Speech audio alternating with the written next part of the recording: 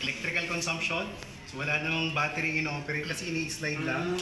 And then, you just add the digits. Kung anong lalabas na sagot dyan, modulo 7. Ibig sabihin, tanggalin lahat ng 7. Tapos yun ako yung sasabi sa yung tamang sagot.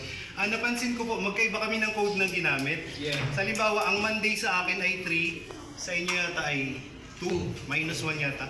Pero, in-explain ko rin sa libro paano ako nag-arrive dun sa mga codes na yun. So most probably, meron ding reason sila, sir, kung paano na-assign yung number. Arbitrary naman siya, pero dapat consistent siya all throughout.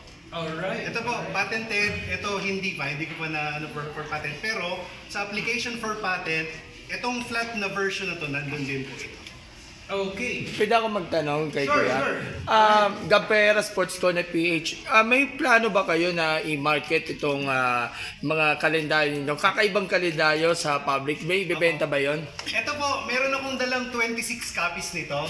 So, nakonta ko yung supplier na ito kasi ay hindi pa siya mass produced. Ibig sabihin, pag gagawa, saka lang ako order. Kasi nung nakausap ko yung TAPI, Technology Application Promotion Institute, magbibigay sana sila ng grant para i-mass produce to. Unfortunately, nagkamali kami ng document na napasa.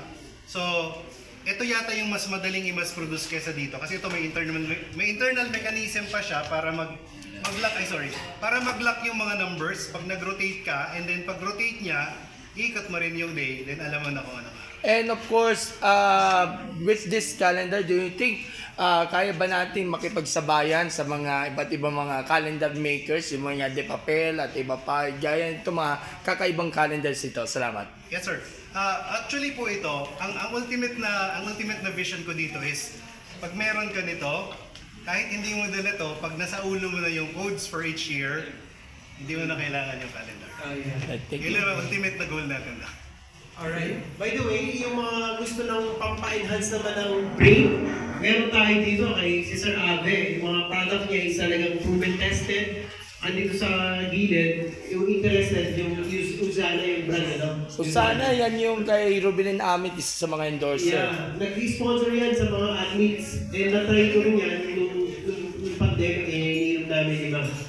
Ngayon naman, tanongin natin